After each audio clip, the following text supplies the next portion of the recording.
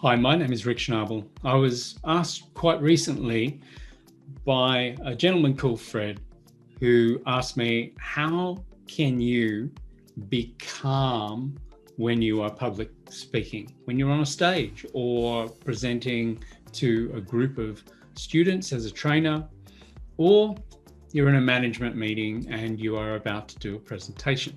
So what I did is I gave him a few tips, and I'd like to share these with you today. Please enjoy. Cool, Fred. I'm recording now. Yeah.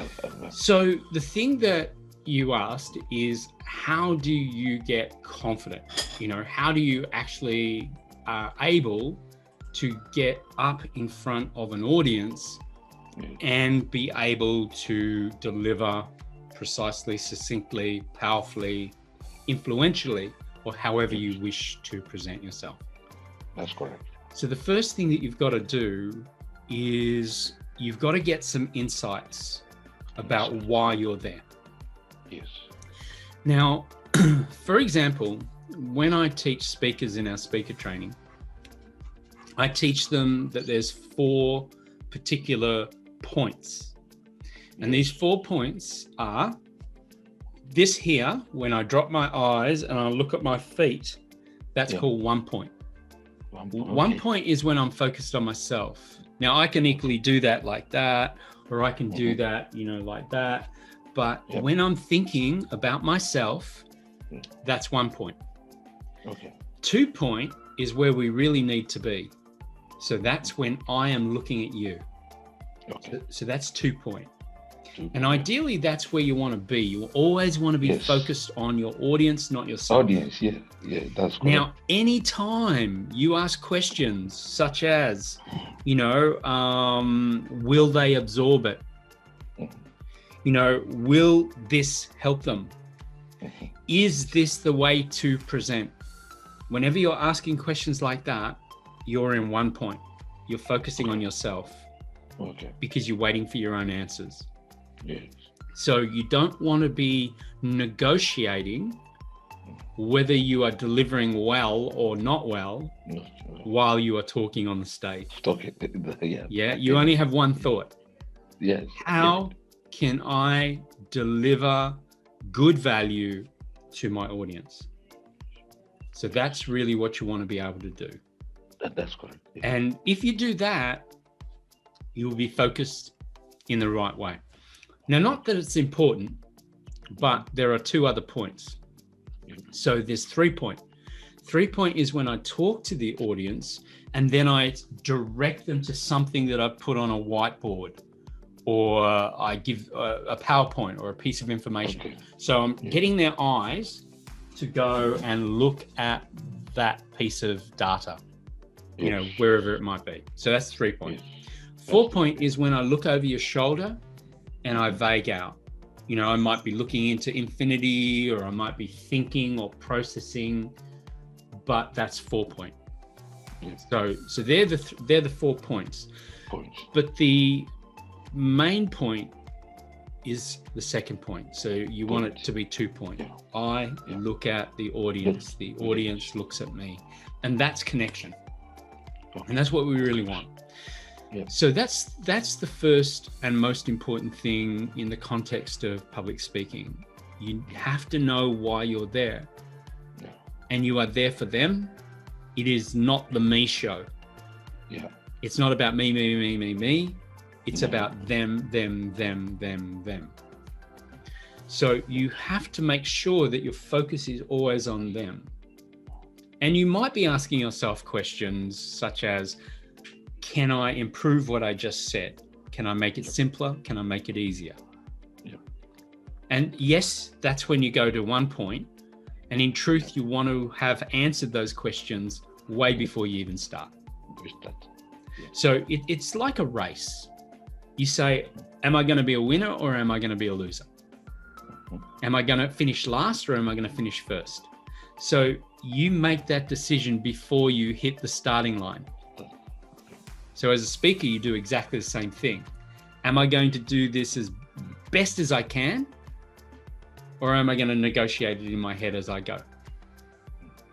So the better answer, of course, is I'm going to do this the best way I can. I commit to it.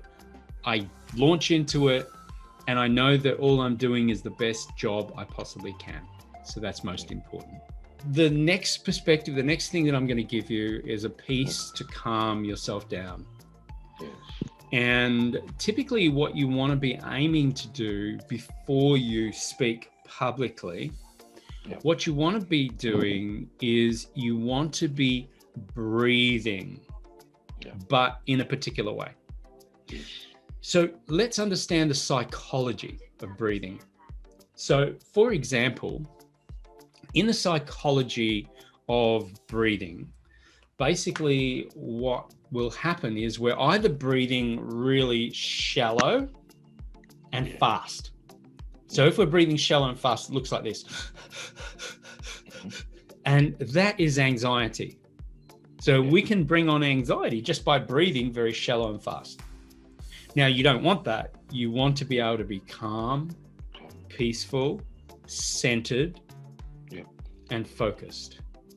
And a good way to do that is to breathe really deep. So breathe in really deep, breathe as low as you can. So you're breathing right into your stomach area. Breathe really deep and really slow. Now, here is the perfect way to do it. Before you get up and speak, your job is to calm yourself. You know, unless you're going to do a big motivational talk and, you know, you're going to ramp yourself up. But if you're going to start off with a calm, peaceful, centered, focused talk, you could calm yourself down. And the way to do that is you breathe in 6-second cycles. So 6-second cycles. So what you do is you breathe in, take 6 seconds to breathe in. So you're doing it very slow and deep. Then just hold it for a second and then release for 6 seconds. So 6 seconds in, 6 seconds out, 6 seconds in, 6 seconds out. Now, what that's going to do is that actually is going to balance your system. Like, you know, what you've heard about people talking about a system of fight and flight. Mm-hmm. You know, the fight. So the fight is, you know, you're going to fight, and the flight is you're going to run. Yeah. So basically, what you're doing when you're breathing like that is you're balancing your parasympathetic and your sympathetic nervous system. So your sympathetic nervous system is this, you know, I'm going to fight. Your parasympathetic nervous system is, oh, I quit. You know, and you don't want either of those. You really want to balance it out. So you're not going to run away and you're not going to fight. So the 6-second breathing will balance you, but do it for about a minute before you talk. Now, as you're doing it as an exercise before you get up and talk, you really want to know your opening sentence. Yes. You know, what is the first thing you're going to say? Mm-hmm. And what you might do, for example, you might open up your talk with one sentence, and you know what that is. Let's say, for example, one of the most profound things that happens to a speaker when they get up to speak is, are they calm or are they fearful? Whatever they are will determine how they speak. So as you're breathing in and breathing out, you're repeating in your head, one of the most profound things that can happen to a speaker is, are they calm?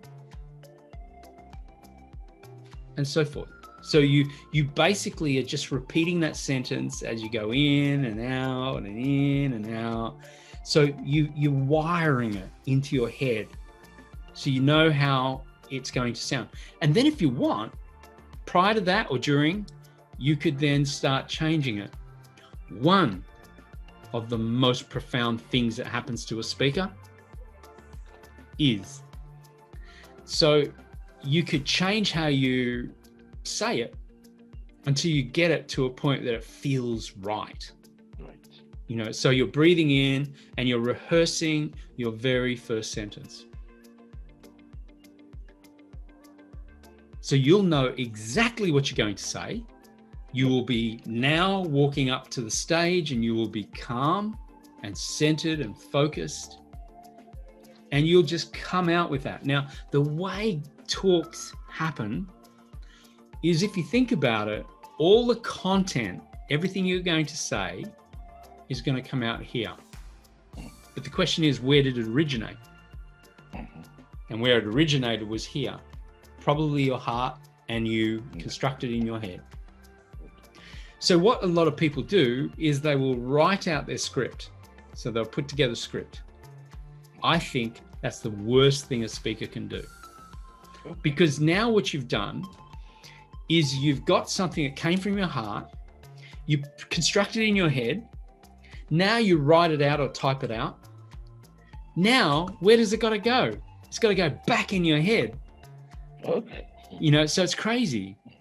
So all you have to do is know what you're going to say in a group of pictures. Okay. So what you do is, for example, the first picture could be a split person, like one person running away, and you write the word fear, and the other is someone who's courageous. So that's just a memory peg, something that you remember, that what you're talking about is a speaker. The most defining moment for a speaker is, are they fearful or courageous? So that's a picture that you can remember. So you can see that picture and you start your talk with that particular picture. And then whatever you say next is your next picture, and so forth and so forth and so forth.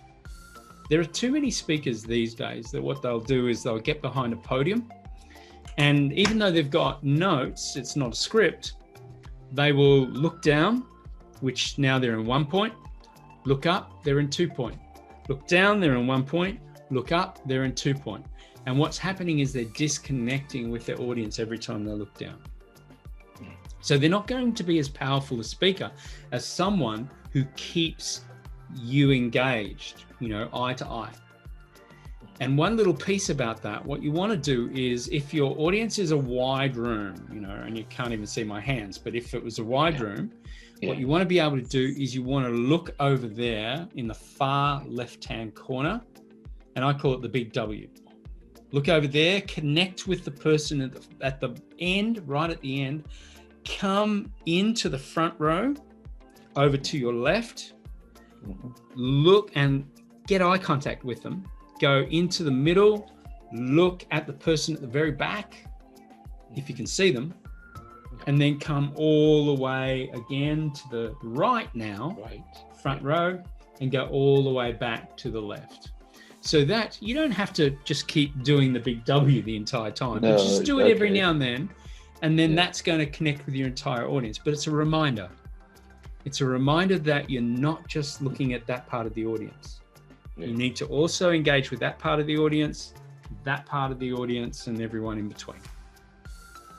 Get out in as many blogs as you can. Podcasts and vlogs and videos and things like that. If you practice being on a podcast, you'll be interviewed. You'll be asked questions. And it gives you good practice to run with these questions without having been given the questions up front. And it makes you flexible. It really teaches you how to really listen to a question and be able to give an answer that is as succinct and simple as you possibly can. I see a mistake though. Many people who are on podcasts, who are interviewed by the media on TV and so forth, and on television shows and things, quite often what they're doing is they're trying to sound so intelligent, and it ties them up in knots. They actually look silly, because you can for a professional watching this, you can see that they're trying to just make an impression. And there are many, many people who are not professionals that can just get a sense of that. They think, oh, gee, this person's just full of ego. Because it has turned into the me show. It's all about me. Yeah, me, yeah.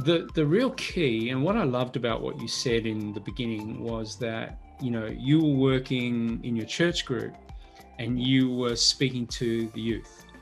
Yeah. So I get a sense that the reason that you're doing that is because you want to give value to your group. That's correct. So you're there for the right reasons. Yeah. And being there for the right reasons is one of the biggest keys that I think you'll find in success. Thanks a lot. Because people who are very successful are usually really good givers. They're very, very, very good at giving. They will give their time very freely quite often. They will be very, very generous with the level of content that they give away. And you'll often be thinking to yourself, wow, this is priceless information. I should be paying for this. But they're giving it to you. But what they're doing when they're giving and they're focusing on making sure that a person is getting value from them, they are demonstrating their value. And other people will start to watch and listen and think, wow, they really know what they're talking about. So what that does is, they might be giving lots of free information out there, but every now and then someone's going to say, look, that free information is fantastic, but I want them to mentor me. I want them to coach me. I want them to teach me, and that's how they often, get paid, or they've got some other products or trainings or something like that. So never be concerned about the money, just make sure that you're out there giving value to your community. And what you'll do is you'll research, you'll go deeper, you'll read more, learn more, practice more. So does that make sense so far, Fred? It makes a lot of sense to me. Awesome. It makes a lot of sense. You're doing some good things, Fred. So awesome. It was a pleasure to help you today. It's my pleasure talking to you, Rik, this morning. You're welcome, buddy. I was in this morning, yeah. And be safe right now in Amsterdam. Look after yourself, yeah? Yeah, thanks a lot. Okay. And I hope you do the same in Australia. Thank you, my friend. You're welcome. Okay, bye for now. Yeah.